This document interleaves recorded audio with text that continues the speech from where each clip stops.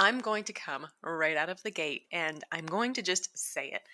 Twitter is not my social media platform of choice. I like the photos of Instagram and the business talk of LinkedIn and the conversational tone of Facebook. And if I'm being honest, let me share with you one of my biggest weaknesses: brevity. Brevity has never been my forte, and it's at the heart of how Twitter works. That said, there are reasons, and countless ones, that authors still use Twitter and love to engage on it, and they should.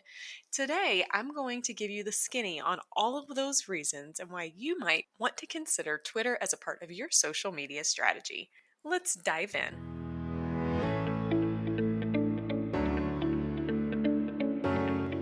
Hey, I'm Stephanie Feger, and Empower is my middle name. Okay, well, not really, but I still think it maybe should be. I believe that empowered people empower people, and I'm obsessed with empowering you, the nonfiction author, with impactful marketing strategies to help you take your important message and share it with those who desperately need it and want it and will buy it.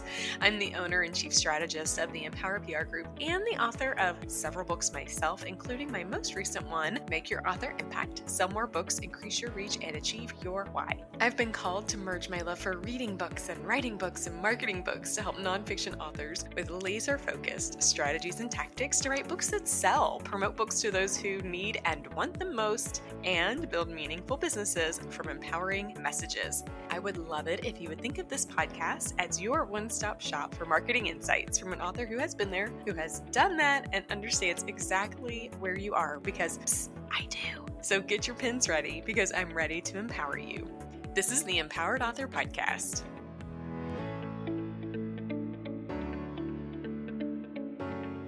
As with many things in life, some social platforms are here for a season, and I can't dive into today's episode without acknowledging that we are in the thick of the winter season here in Kentucky. Actually, I am recording today on Christmas Eve because it has been wild with the weather. I've got two little children with birthdays in December, which are super exciting. But on top of it, we've had like an Arctic storm here in Kentucky. As I am recording right now, people are pretty much locked in their homes. People are stuck on highways. It is crazy. It is crazy. And so I'm sending prayers and thoughts and love to everyone who is traveling, that everybody is embracing what the season offers and also being very, very safe. But pivoting back to social media, some of the social media platforms out there are seasonal. They come in and they leave as quickly as they come, and others stick around for decades. During this season of the Empowered Author Podcast, I've been really highlighting a lot of the platforms that have the longevity, right? That have purpose for authors to consider and have been around for a bit and will stay around, or at least we hope. And Twitter is one of them, I think. It's never been my platform of choice, though. Honestly, truly, Scout's honor, mainly because of its belief that less is more. And that is not the Scout over here. I always love more. More is more. But Twitter is jam-packed with value for authors and writers and authorpreneurs, and I couldn't leave it out of the social media stack. So it might be a very good fit for you. Now, before we dive into how to use this platform, I would love to take a minute to walk you through a little bit about the Twitter's history, its value, who's on it, some stats. So there are some important stats I'd love to highlight from an article that I found from the Social Shepherd, and I'll include information about that in the show notes, but here goes. So back in 2006 is when Twitter began, and it began as a micro blogging platform, meaning you had 140 characters to do tweets or posts, and that was the name of the game, y'all. Tweets were born with very, very, very few characters to work with. Nowadays, thank you, Twitter, we get at least double that. We're up to, 280 characters that are allowed, but still the focus is on short, succinct messaging. Reminds me of my favorite author, Mitch Albom. I love reading his books. In fact, usually every year for Christmas, I get his new book. And I was looking recently and he doesn't have a new one for this year. I'm so sad. But that's an aside. What I love about Mitch Albom is I can read his book in a couple of hours in one sitting. It's short, it's sweet, it's tight, because every single word he writes is purposeful and powerful. And on Twitter, your words have to be too. Now, Twitter is the 15th most popular social platform, and it falls behind Facebook and Instagram, TikTok, Snapchat, and Pinterest. So it's not the most popular, but it has a purpose. 10% of Twitter users are responsible for 92% of tweets. Okay, let me say that again. 10% of the users are tweeting the 92% of the tweets that are out there. So a very focused group of people are the ones sharing the content. So this tells you a couple of things. It tells you most Twitter users aren't actually active on Twitter and sharing content. They actually go to Twitter to consume it. So that's interesting. And maybe that means that there's space for you. Now, when people are turning to Twitter, they are turning to Twitter specifically for news, actually. In the US, the main reason people are using Twitter is for news. That brevity, those one liners, will draw them in on what's going on and what's happening in the world, and it will direct them to the news channel websites or others to get more information if they'd like. Based on this article, there are 396.5 million global users, which is pretty immense, and 450 million monthly active users. At least 500 million tweets are sent daily. And I think this is the most important, 52% of those tweets back in 2020, when these stats were gathered, came from Generation Z. Those are people who were born between 1997 and 2012. So we're talking 25 to 34-year-olds are the most popular age group that are using Twitter, and about 70% of them are male. It's always interesting to me when we uncover who are the people actually using the platform, and it's actually considered the top platform for brand interaction, which I also found interesting. So if your target readers or your clients fall within that age range, it might be a good fit for you. Or you may find another valuable reason to be on it, because Twitter is actually a meaningful news source for many. Those succinct messages allow for focused conversation and quick engagement. However, many media outlets and influencers are leveraging the platform too. And I've found that Twitter is a great tool for authors to engage with their readers, connect with influencers, and provide updates. The Self Publishing School has a couple of other things that triggered interest to me in my research for this topic that I want to share with you. They reminded me that authors are also using Twitter for things like, of course, connecting with current and potential readers. Of course, we know that. The goal is to sell books, right? That's our goal always, or to build and grow your business as well. But there's another reason publishers play on this platform. So if you are wanting to be traditionally published, Twitter could be a great avenue for you to connect with publishers, but specifically with literary agents. I have many friends who have been exploring traditional publishing and have gone to Twitter to build relationships with literary agents, and has actually opened many doors for them. Also, media outlets, reporters, influencers, thought leaders, etc. use this platform. So you could potentially tweet, retweet, respond to a tweet, all of that stuff to media outlets who have shown and expressed interest, who are looking for stories, and it could be a door opener for you. So see, there is value in Twitter, and there is definitely value in it for authors.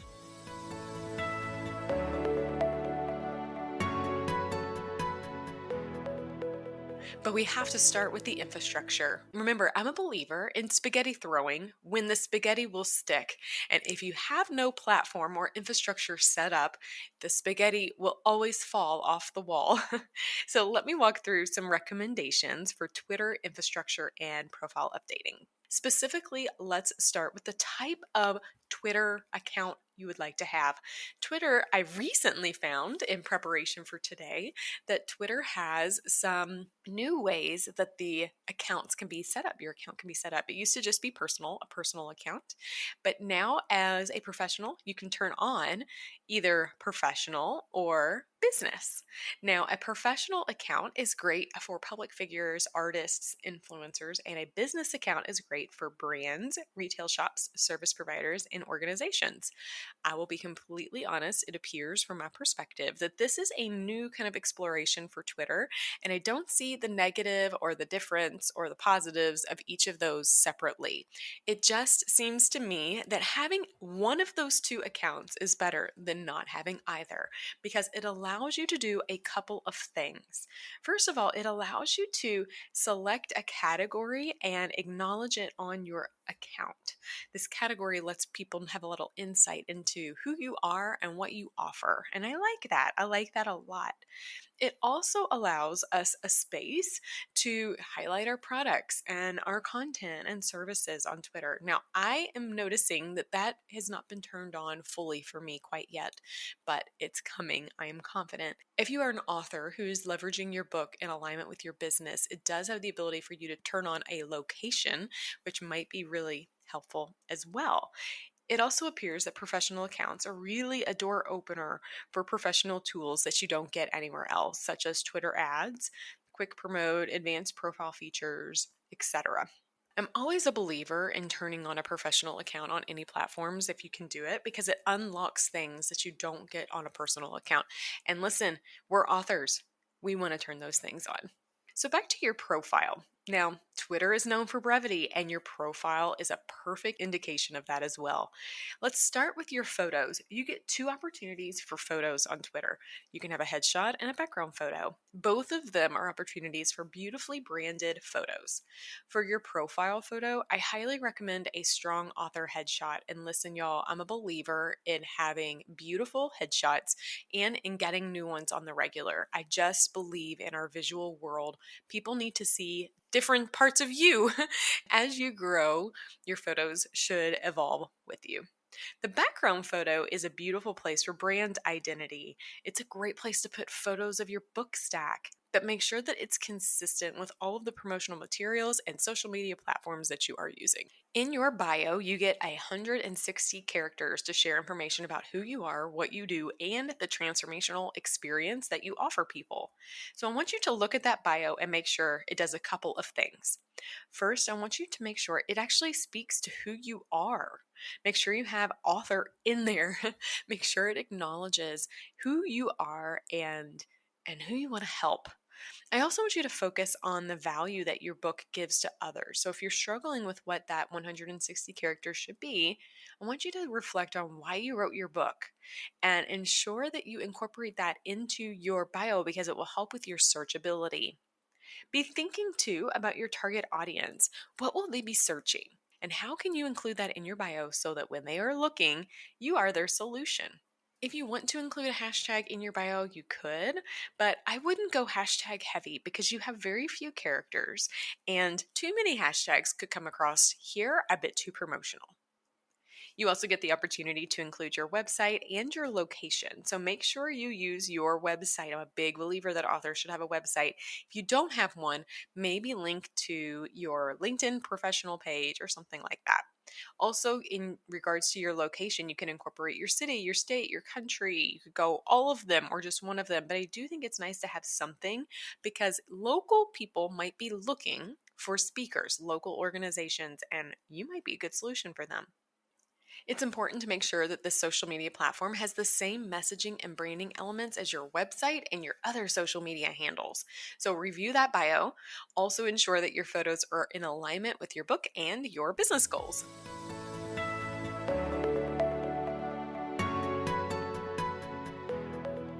All right, you're set up. You've got your profile. You've got your account. You know the purpose of why you're on here. Now we need to start using it.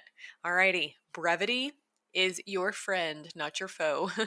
Bite-sized messages with the right hashtags and links are going to get you the best ROI for your tweets.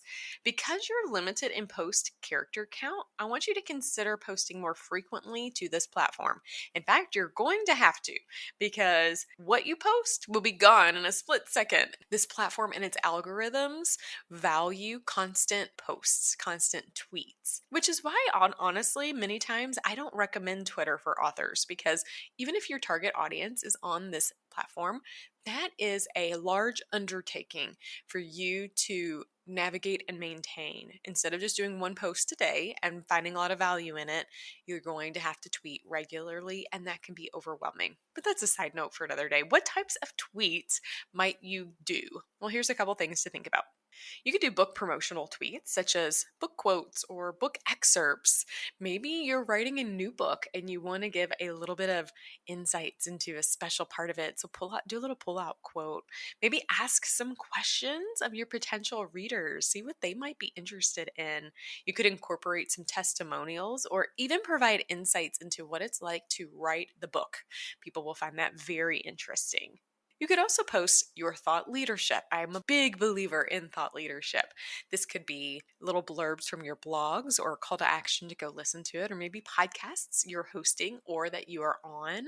Stuff like that that gets you media interviews, things like that that really allow people to hear your perspective and how it's unique to you and your space.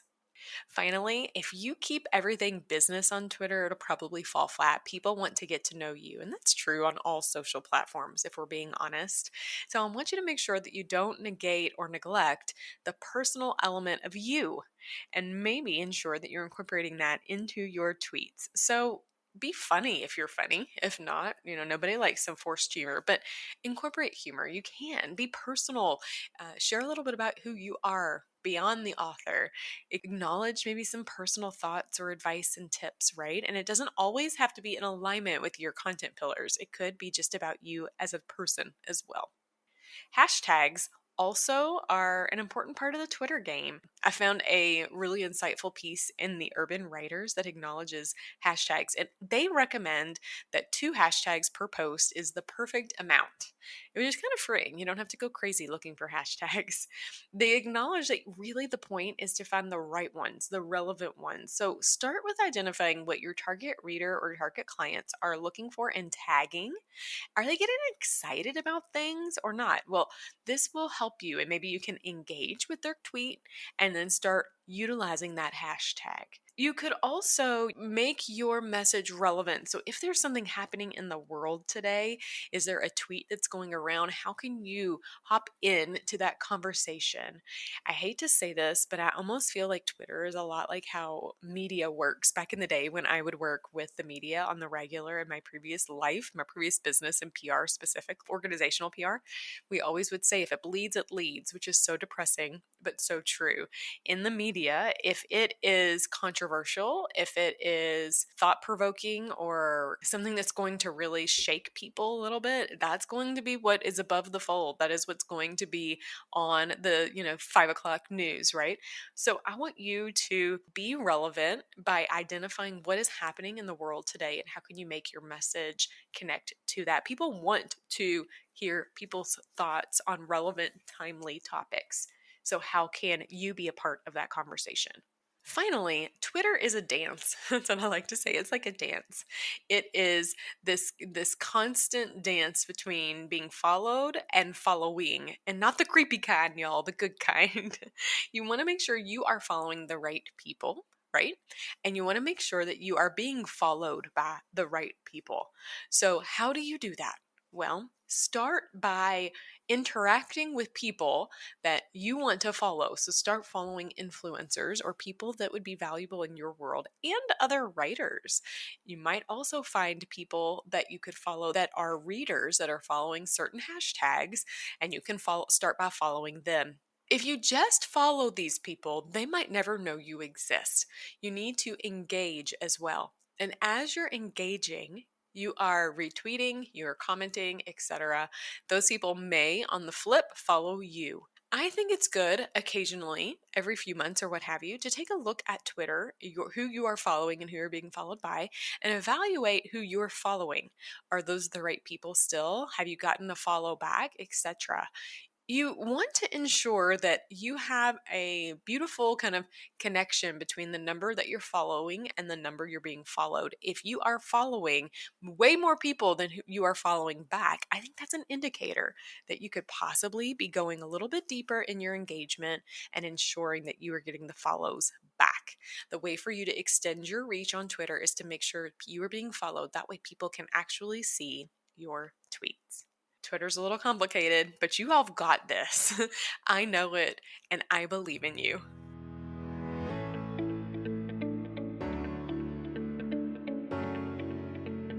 All right, I may be sold on giving Twitter another shot, maybe, especially since it allows now for photos and videos, and that makes me happy. And I could probably become a better writer by testing out my ability to have more pithy, impactful points.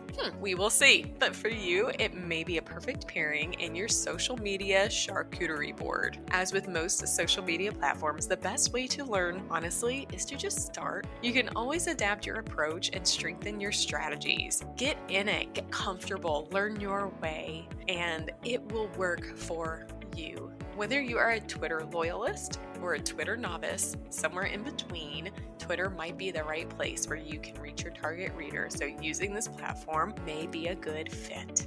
Now remember, we have a handy tool to help you this season. If you visit theempowerprgroup.com/social media, you can download the author's guide to the social dilemma, where you can follow along, take notes, and uncover how you're going to tackle social. Also, we are here to help, and we love helping. Social media is a specialty of ours, and we love offering digital presence audits, as well as helping authors update their infrastructure, create content pillars and a plan, and even develop graphics and content accordingly. If you could use that help, reach out.